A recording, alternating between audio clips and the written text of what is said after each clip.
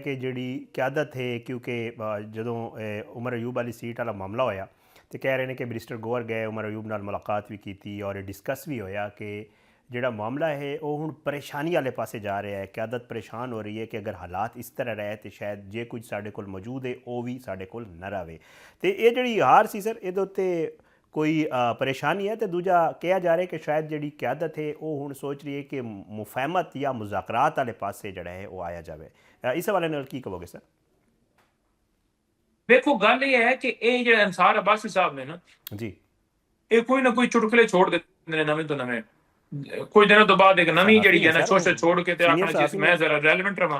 अंसार अब्बासी साहब ਨੂੰ ਆਖੋ ਕਿ ਜ਼ਰਾ ਅਨੀਸ ਸੱਤੀ ਸਾਡੇ ਜਿਹੜੇ ਬਲੋਚਿਸਤਾਨ ਤੋਂ ਸ਼ਹੀਦ ਹੋਏ ਸਨ, ਜਿਹੜੇ ਜਨੂਬੀ ਪੰਜਾਬ ਤੋਂ ਸਾਡੇ ਸ਼ਫੀਕ ਲੁੰਡੋਰੀ ਸ਼ਹੀਦ ਹੋਏ ਸਨ, ਜਿਹੜੇ ਕੇਪੀਕੇ ਤੋਂ ਹੋਏ ਸਨ, ਅੱਜ 26 ਨਵੰਬਰ ਹੈ, ਕੋਈ ਉਹਦੇ ਉੱਤੇ ਵੀ ਆਰਟੀਕਲ ਲਿਖ ਲਓ ਜਾਂ ਸਿਰਫ ਇਹ ਹੈ ਕਿ ਤੁਸੀਂ ਤੁਹਾਡੀ ਡਿਊਟੀ ਇਹ ਲੱਗੀ ਹੈ ਕਿ ਬਸ ਇਹ ਕੰਮ ਕਰਨਾ ਹੈ। ਆਪਣੀ ਡਿਊਟੀ ਜ਼ਰਾ ਬਦਲ ਵੀ ਲਓ, ਕੋਈ ਮੁਲਕ ਵਾਸਤੇ ਵੀ ਗੱਲ ਕਰ ਲਓ, ਪਾਕਿਸਤਾਨ ਦੀ ਆਵਾਮ ਵਾਸਤੇ ਵੀ ਗੱਲ ਕਰ ਲਓ। ਦੂਜੀ ਗੱਲ ਇਹ ਰਹਿ ਗਈ कि वेखो ये तोहीन जी है ना मेरी उमर अयूब दी अहलियत दी नहीं है तोहीन, या बैरिस्टर गौहर दी, सलमान राजा दी या किसी होर शख्स दी नहीं है, सियासी रहनुमा दी। ये तोहीन हुई है पाकिस्तान दी अवाम दी कि बेचारे वो निकलते ने वोट पैंदे ने तो उन्होंने वोट नूं काउंट ही नहीं किया जाता। यानी पाकिस्तान दे विच जिहड़ा है वो एक गैर अलामी जिहड़ा मार्शल लॉ लाया गया है ਉਹਦੇ ਵਿੱਚ ਇਹ ਹੈ ਜੀ कि आवाम वोट पाएगी और ਉਹਦੇ ਜ਼ਰੀਏ ਆਪਣਾ ਇੰਤਖਾਬ ਦੱਸੇਗੀ ਕਿ ਭਾਈਜਾਨ ਮੈਂ ਹੈ ਤੇ ਮੁਤਮਿਨ ਨਾ ਮੈਂ ਹੈ ਤੇ ਨਾ ਮੁਤਮਿਨ। ਤੇ ਜਦੋਂ ਉਹ ਵੋਟ ਪਾਏਗਾ ਉਹਨੂੰ ਗਿਣਤੀ ਨਹੀਂ ਕੀਤੀ ਜਾਏਗੀ ਤਾਂ ਦੱਸੋ ਫਿਰ ਆਵਾਮ ਕਿਤੇ ਜਾਵੇ? ਉਹਨਾਂ ਦਾ ਕੋਈ ਹਕੂਕ ਹਾਸਲ ਨਹੀਂ ਹੈ। ਗੁਰਬਤ ਦੀ ਲਕੀਰ ਤੋਂ 50% ਆਵਾਮ ਥੱਲੇ ਹੈ। ਕਿਸਾਨ ਤੁਹਾਡਾ ਰੁਲ ਰਿਹਾ ਹੈ। ਮਜ਼ਦੂਰ ਜਿਹੜਾ ਤੁਹਾਡਾ ਉਹਨੂੰ ਦਿਹਾੜੀ ਨਹੀਂ ਮਿਲ ਰਹੀ। ਮੁਲਕ ਛੋੜ ਕੇ ਲੋਕ ਲੱਖਾਂ ਦੇ ਹਿਸਾਬ ਤੇ ਹਰ ਮਹੀਨੇ ਬਾਹਰ ਜਾ ਰਹੇ ਨੇ। ਠੀਕ ਹੈ ਜੀ। ਉਸ ਤੋਂ ਇਲਾਵਾ ਤੁਸੀਂ ਵੇਖ ਲਓ ਕਿ ਕਾਰੋਬਾਰੀ ਹਜ਼ਰਾਤ ਜਿਹੜੇ ਨੇ ਉਹਨਾਂ ਦੀ ਕੀ ਸੂਰਤ ਹਾਲ ਹੈ। ਤਾਜਰ रो रहे ने, मिलां वाले फैक्ट्रियां वाले ते मिलां फैक्ट्रियां बंद करके ते वो बाहर जा रहे हैं। एक तबका मैं दस जो पाकिस्तान दे विच खुशहाल होए होवे सिवाय जेड़े जरदारी, नवाज शरीफ, बिलावल इन्हां टबरां तो जेड़ी इलीट क्लास है, इस तो इलावा कोई बंदा जेड़ा इत्थों खुशहाल नहीं है। हर बंदा ਉਹਨੂੰ ਆਪਣੇ ਇਹੀ ਸਾਰਾ ਦਿਨ ਫਿਕਰ ਆਂਦੀ ਕਿ ਮੈਂ ਆਪਣੇ ਬੱਚਿਆਂ ਦਾ ਪੇਟ ਕਿਵੇਂ ਪਾਲਾਂ। ਇਲਾਜ ਇੱਕ ਹਸਪਤਾਲ ਨਹੀਂ ਨਾ ਬਣਾਇਆ ਜਿੱਥੇ ਮਰੀਮ ਨਵਾਜ਼ ਸਾਹਿਬ ਜਿਹੜੀਆਂ ਬਹਿ ਕੇ ਸਰਜਰੀ ਕਰਾ ਲੈਣ। ठीक है, ये हालत है पाकिस्तान की और इन्हों सिर्फ फोकस यही है कि मजीद इस कौम को दबाया जाए। ये हो ही नहीं सकता। इंशाअल्लाह ताला असी ये जदोजहद जी कर रहे हैं इमरान खान साहब की लीडरशिप के अंडर और वक्त दूर नहीं है। तुसी दुआ करो इंशाअल्लाह इन्हां दी मंड कट देवांगे। भाई एक दूजा मामला भी ਉਹਦੇ ਤੇ ਗੱਲ ਕਰਾਂਗੇ। एक मसालती ग्रुप है साबिक PTI के लोग ने वो तो कहते हैं कि जी असी बड़ी कुर्बानियां दित्तियां 9 मई तो पहले। फवाद चौधरी साहब उस दिन मेरे नाल इंटरव्यू च ही कह रहे सन सर, वो कह रहे हैं कि जी खबर है कि जी एक्टिव हो रहे हैं दोबारा कोशिश। खैर उन्हें पहले भी की थी, कह रहे हैं इस महीने मजीद मुलाकात करेंगे तो उन्होंने कोशिश है कि किसी तरीके राज़ी किया जाए जी क्यादत है पाकिस्तान तरीके इंसाफ की उन्होंने। और खैर चौधरी साहब मेरे प्रोग्राम में ये भी आख्या कि जी साड़ी एक्सपैक्टेशन है और असी कह भी रहे हैं कि हुकूमत पहले एक कदम पीछे हटावे फिर PTI पीछे हटावेगी। तो ज़रा इस मसालती ग्रुप के हवाले नाल दसो सर, ये जी कोशिश कर रहे हैं बार बार साबित होगी या तुसी जड़ा है इस मामले ते पाकिस्तान तरीके इंसाफ कुछ सोच रही है? सर साडा जिहड़ा काज है ना PTI दा इमरान खान दा वो रूल ऑफ लॉ है, जमहूरियत है, ठीक कानून और आइन की बालादस्ती है। 3 महीने ने सारा टाइम जाया किया पहले और उस टाइम भी इन्हें सिर्फ 26 नवंबर वाला वाकया बुलाने वास्ते सारा मामला किया। क्या जी गल हो रही है सानू लिस्टां दो तो नहीं पता कि साडे वर्कर्स कितने गिरफ्तार ने, कितने शहीद किए ने। एक एक खून दा इंशाल्लाह हिसाब देवांगे। और दूजी चीज ये रह गई कि किस दी केड़ी कुर्बानी है, केड़ा बंदा वापस लेना केड़ा नहीं लेना, ये फैसला खान साहब दा होना है। तीसरी गल यह है कि मेरे सामने भी फवाद चौधरी साहब ने खान साहब ने मुख्तलिफ राय दित्तियां सन, मुख्तलिफ इन्हां तजवीज़ दित्तियां सन कि जनाब खान साहब इत्थे इस मामले दे विच कर लिया जाए, कर लिया जाए, कर लिया जाए।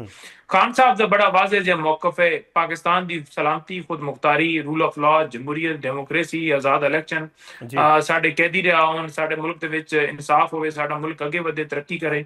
उस एजेंडे तो एक लम्हे वास्ते भी खान साहब पिछे ना हट रहे ने ना उन्हें हटना है। बाकी रह गई गल यह है कि अगर जेल बैठा कोई बंदा होर कैदी जिहड़ा उहदी राय है जी कि मुसालत दे नाल सारा मामला किया जाए ते उहदे उत्ते खान साहब भी फैसला लेना है। जितों तक मैंने इन्फॉर्मेशन ये है वो ये है कि जनाब ये तो नहीं हो सकता कि है साइड तो बंदे का मुंह लाल कर दिता जाए और दूसरी साइड तो आपको आओ जी राजीनामा कर लो। कोई माहौल भी बनाई दे।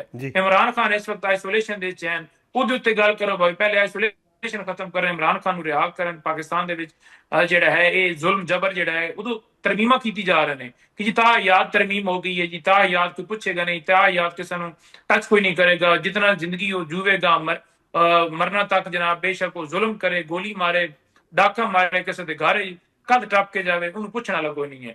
ਤੇ ਦੂਜੀ ਤਰਫ ਤੁਸੀਂ ਆਖੋ ਜੀ ਆਓ ਜੀ ਬਵੀ, ਇੰਜ ਕਿਵੇਂ ਹੋ ਸਕਦਾ ਹੈ? ਕੋਈ ਮਾਹੌਲ ਬਣਾਉਣਾ ਪੈਂਦਾ ਹੈ, ਕੋਈ ਤਰੀਕਾਕਾਰ ਅਡਾਪਟ ਕਰਨਾ ਪੈਂਦਾ ਹੈ, ਫਿਰ ਬੰਦਾ ਉਹਦੇ ਉੱਤੇ ਗੁਫ਼ਤਗੂ ਕਰਦਾ ਸੋਹਣਾ ਵੀ ਲੱਗਦਾ ਹੈ। ਸਾਡੇ ਬੰਦੇ ਚੁੱਕ ਚੁੱਕ ਕੇ ਤੁਸੀਂ ਜੇਲ੍ਹਾਂ 'ਚ ਪਾਈ ਹੁੰਦੇ, ਉਹਨਾਂ ਦੀਆਂ ਜ਼ਮਾਨਤਾਂ ਨਹੀਂ ਹੋ ਰਹੀਆਂ। ਇਮਰਾਨ ਖਾਨ ਦੀਆਂ ਭੈਣਾਂ ਜਿਹੜੀਆਂ ਨੇ ਇੱਕ ਅਦਾਲਤ ਤੋਂ ਦੂਜੀ ਅਦਾਲਤ ਜਾ ਰਹੀਆਂ ਨੇ, ਉਹਨਾਂ ਦੀ ਬੀਵੀ ਜਿਹੜੀ ਹੈ ਉਹ ਜੇਲ੍ਹ 'ਚ ਮੁਖਤਲਿਫ ਮੁਕੱਦਮਾਤ 'ਚ, ਬਾਕੀ ਲੀਡਰਸ਼ਿਪ ਜੇਲ੍ਹ 'ਚ, ਤੇ ਨਾਲ ਬਹਿ ਕੇ ਗੱਲ ਕਰੋ ਜੀ ਆਓ ਜੀ ਮੁਸਾਲਤ। ਇਹ ਕਿਵੇਂ ਮੁਸਾਲਤ ਹੁੰਦੀ ਹੈ? ਮੁਸਾਲਤ ਵਾਸਤੇ ਕੋਈ ਮਾਹੌਲ ਬਣਾਉਣਾ ਹੁੰਦਾ ਹੈ। ਮਾਹੌਲ ਜਿਹੜਾ ਇਸ ਟਾਈਮ ਇਹ ਹੈ ਕਿ ਅਸੀਂ ਇਨਸ਼ਾਅੱਲਾ ਅੱਗੇ ਵਧਾਂਗੇ, ਲੜਾਂਗੇ ਔਰ ਇਸ ਝੂਠੇ ਨਿਜ਼ਾਮ ਨੂੰ ਅਸੀਂ ਇਨਸ਼ਾਅੱਲਾ ਤਾਲਾ ਗਿਰਾਉਣਾ। ਇਹ ਹੀ ਮਾਹੌਲ ਹੈ ਸਾਡਾ ਜੀ। ਅੱਛਾ ਨਹੀਂ ਵੀ, ਕਿਉਂਕਿ ਤੁਸੀਂ ਆਪ ਹੀ ਵਕੀਲ ਹੋ, ਮੈਂ ਚਾਹ ਰਿਹਾ ਇੱਕ ਆਖਰੀ ਜ਼ਰੂਰ ਮੈਨੂੰ ਇੱਕ ਗੱਲ ਦੀ ਦੱਸੋ। ਇੱਕ ਜ਼ਾਹਿਰੀ ਗੱਲ ਹੈ, ਤਰਮੀਮ ਦੇ ਬਾਅਦ ਜਿਹੜਾ ਇੱਕ ਅਦਾਲਤ ਬਣੀ, ਜਿਹੜੀ ਆਈਨੀ ਅਦਾਲਤ ਹੈ, ਉਹਦੇ ਹਵਾਲੇ ਨਾਲ ਕਲੀਅਰ ਨਹੀਂ ਹੋ ਰਿਹਾ ਪਾਕਿਸਤਾਨ ਤਹਿਰੀਕ ਇਨਸਾਫ ਦਾ। ਤੁਹਾਡੇ ਚੇਅਰਮੈਨ ਸਾਹਿਬ ਕਹਿੰਦੇ ਨੇ ਕਿ ਜੀ ਅਸੀਂ ਹਾਲੇ ਫੈਸਲਾ ਨਹੀਂ ਕੀਤਾ ਕਿ ਅਸੀਂ ਇਸ ਅਦਾਲਤ ਨੂੰ ਜਿਹੜਾ ਹੈ ਉਹ ਕੋਈ ਮੰਨਣਾ ਵੀ ਹੈ, ਨਹੀਂ ਮੰਨਣਾ, ਪੇਸ਼ ਹੋਣਾ ਨਹੀਂ ਪੇਸ਼ ਹੋਣਾ। ਕਿਉਂ ਕਨਫਿਊਜ਼ਨ ਦਾ ਕਿਉਂ ਸ਼ਿਕਾਰ ਹੈ ਸਰ ਆਈਨੀ ਅਦਾਲਤ ਦੇ ਮਾਮਲੇ ਤੇ ਪਾਕਿਸਤਾਨ ਤਹਿਰੀਕ ਇਨਸਾਫ? ਦੇਖੋ ਗੱਲ ਇਹ ਹੈ ਕਿ ਜਿਹੜਾ ਇਸਲਾਮਾਬਾਦ ਹਾਈ ਕੋਰਟ ਦਾ ਚੀਫ ਜਸਟਿਸ ਹੈ ਜੀ, ਅਸੀਂ ਤਾਂ ਉਹਨੂੰ ਵੀ ਨਹੀਂ ਮੰਨਦੇ।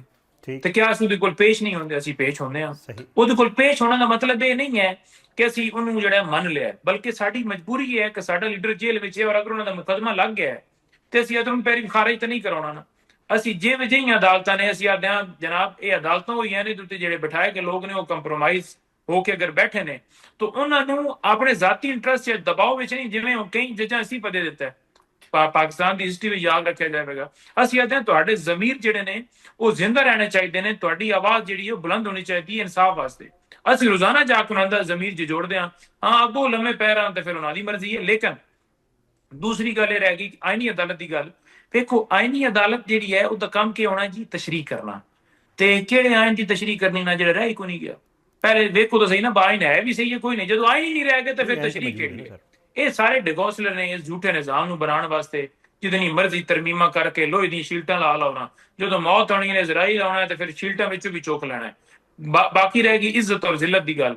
ਅੱਜ ਇਮਰਾਨ ਖਾਨ ਜੇਲ੍ਹ ਦੇ ਵਿੱਚ ਵੀ ਬਹਿ ਕੇ ਪੂਰੀ ਦੁਨੀਆ ਦੇ ਵਿੱਚ ਇੱਜ਼ਤ ਹਾਸਲ ਕੀਤੀ ਔਰ ਇਹ ਇਸਤਸਨਾ ਲੈ ਕੇ ਸਾਰੀਆਂ ਪ੍ਰੋਟੈਕਸ਼ਨ ਲੈ ਕੇ ਵੀ ਲੋਕਾਂ ਦੀਆਂ ਗਾਲੀ ਲੈ ਰਹੇ ਨੇ। ਤੇ ਉਸ ਜ਼ਿੰਦਗੀ ਦਾ ਕੀ ਫਾਇਦਾ ਜਿਹਦੇ ਵੀ ਲੋਕ ਗਾਲ ਕੱਢਣ, ਜਿਹਦੇ ਵੀ ਲੋਕ ਬੇਇੱਜ਼ਤੀ ਕਰਨ? ਜ਼ਿੰਦਗੀ ਅੱਲਾਹ ਤਾਲਾ ਦੇਵੇ ਤੇ ਇੱਜ਼ਤ ਨਾਲ ਦੇਵੇ, ਫਖਰ ਨਾਲ ਬੰਦਾ ਜੀਵੇ, ਸਵਾਦ ਵੀ ਆਉਂਦਾ ਹੈ। ਬਹੁਤ ਬਹੁਤ ਸ਼ੁਕਰੀਆ। ਨਹੀਂ ਮੈਂ ਤਾਂ ਪੰਜੋਤਾ ਸਾਹਿਬ ਸਾਡੇ ਨਾਲ ਮੌਜੂਦ ਸਨ ਜੀ।